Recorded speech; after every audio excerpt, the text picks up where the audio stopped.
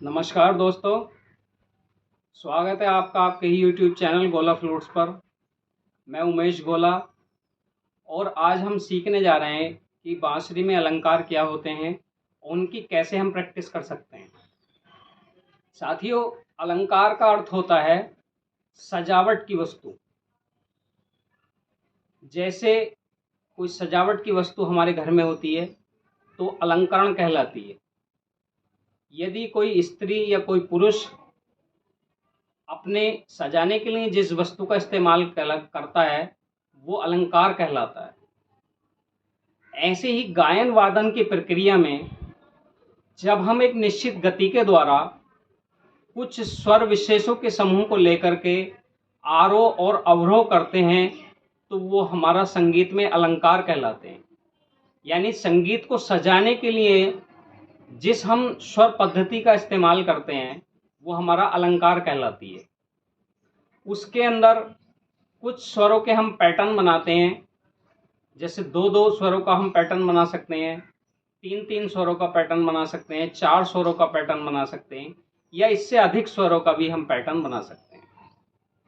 तो गायन वादन की प्रक्रिया में जब हम किसी विशेष स्वर समूह को लेकर के एक पैटर्न के रूप में उसको आरोह और अवरोह के रूप में एक निश्चित लय और गति के साथ बजाते हैं उन स्वर समूहों को, तो वो अलंकार कहलाते हैं।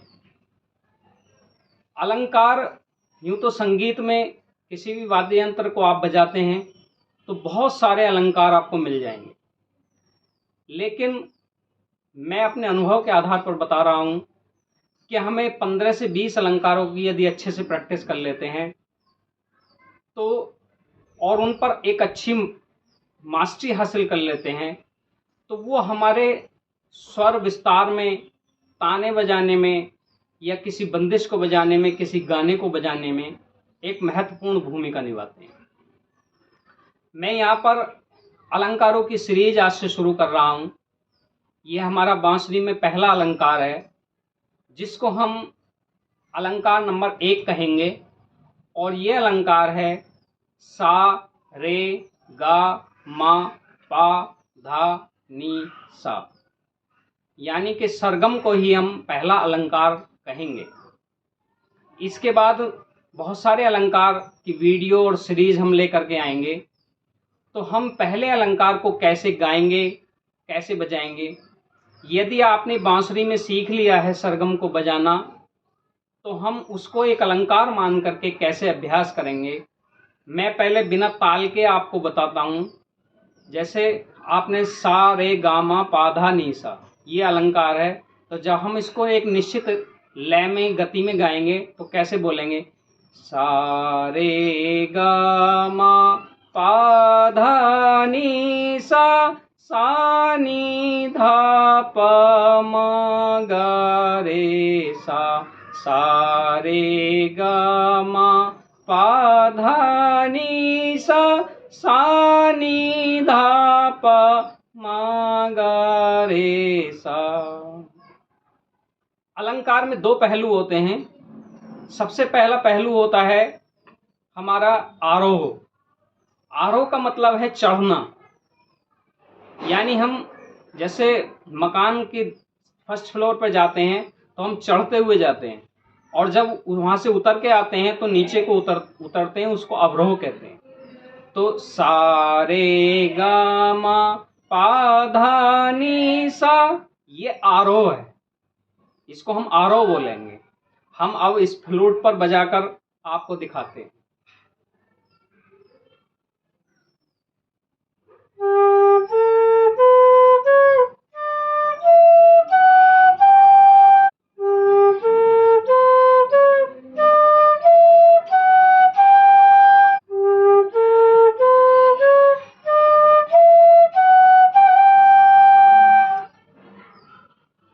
ये आरोह हुआ। जब हम आरोह बजाते हैं तो बांसुरी में आरोह होगा सा रे गा मा पा धा नी सा, ये आरोह होगा, यानी चढ़ने का क्रम होगा एक। जब उतरने का क्रम आएगा तो हम उसको अवरोह बोलेंगे। मैं फ्लूट में आपको एक बार बजा करके दिखाता हूँ।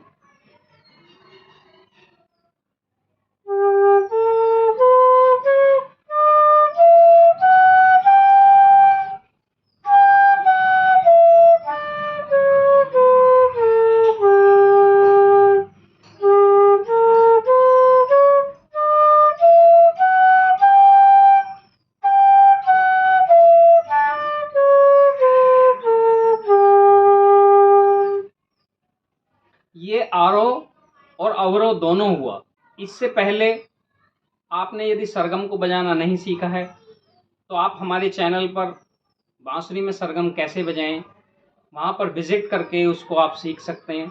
यदि आप सरगम बजाना सीख गए हैं तो आसानी से इसको ताल के साथ और बिना ताल के साथ भी आप बजा पाएंगे। आइए एक बार पुनः से मैं आपको बताता हूँ।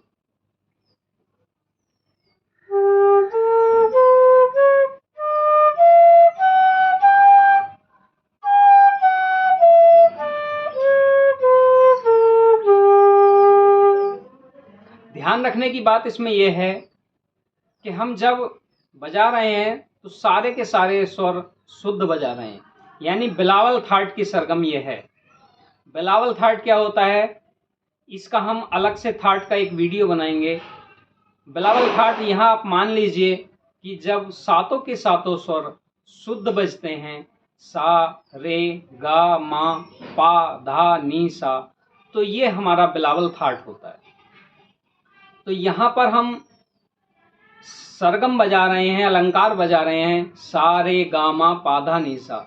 लेकिन अलंकार को बजाने का तभी फायदा होता है जब हम उसको एक लय में बजाएं, एक ताल में बजाएं, निश्चित समय अंतराल पर वो सुर बजने चाहिए। तो मैं आपको आरोह और अवरोह दोनों मेट्रोनोम बीट्स अलंकार ऐप के साथ आपको बजाकर बताता हूँ। यदि आपके पास कोई ताल के लिए ऐप नहीं है तो आप मेट्रोनोम बीट्स ताल ऐप का यूज़ कर सकते हैं। यहाँ पर हमने इसका BPM रखा है 100 का, और हम इस पर, ये आपको आवाज़ आ रही होगी टिक टिक टिक टिक टिक टिक टिक टिक, इस तरह से। तो हम एक टिक पर एक सुर बजाएंगे, एक टिक पर सा, अगली टिक पर रे, फिर उससे अगली टिक पर गा, फिर मा, फिर पा धा नी सा, और ऐसे ही अवरोह भी बजाएंगे। देखिए,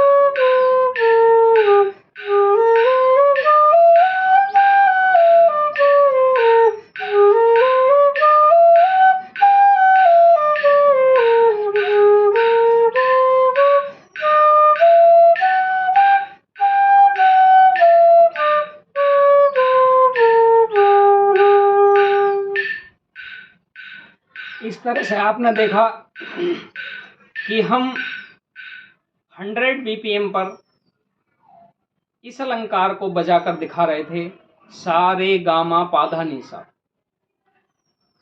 यदि आप इसमें महारत हासिल कर लेंगे, इसको कम से कम आप 100-200 बार बजाइए।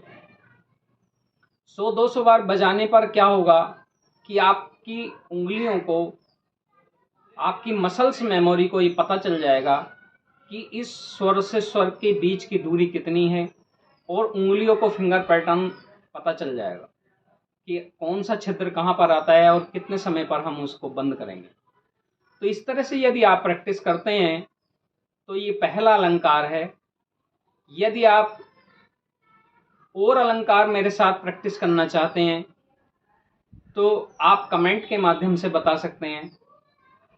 इसी अलंकार को ये हमने मेट्रोनोम बीट्स पर बताया, आप 3 ताल पर बजा सकते हैं, आप कहरवा ताल पर बजा सकते हैं।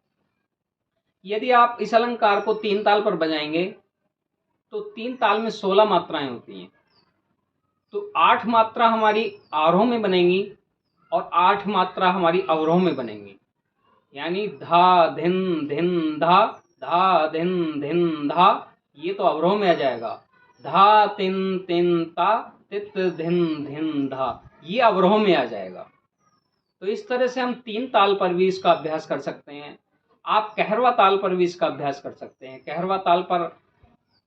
कहरवा ताल में 8 मात्राएं होती हैं।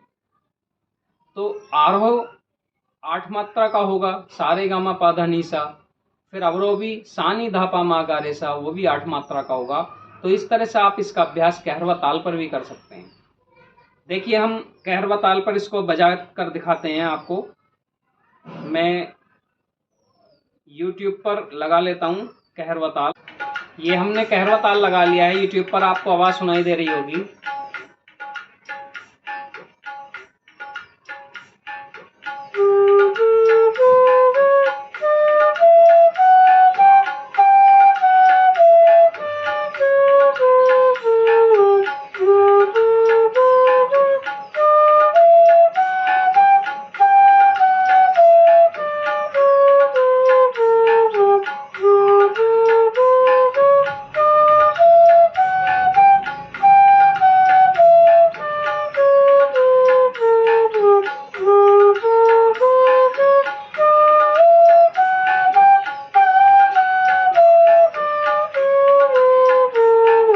सा रे गा मा पा धा नी सा, सा नी धा पा मा गा रे सा। सा रे गा मा पा धा नी सा, सा नी धा पा मा गा रे सा। सा रे गा मा पा धा नी सा, सा नी धा पा मा गा रे सा। सा रे गा मा पा धा नी सा, सा नी धा पा मा गा रे सा। इस तरह से हम कहरवा ताल पर भी इस अलंकार को बजा सकते हैं। जब आपकी स्पीड 100 के आसपास परफेक्ट हो जाएगी तो आप इसका BPM आगे बढ़ा सकते हैं। ज़्यादा स्पीड करके, ये स्लो कहरवा था, अभी विलंबित लय में हम बजा रहे हैं। बीच में हमने मध्य लय में बजाकर भी आपको दिखाया।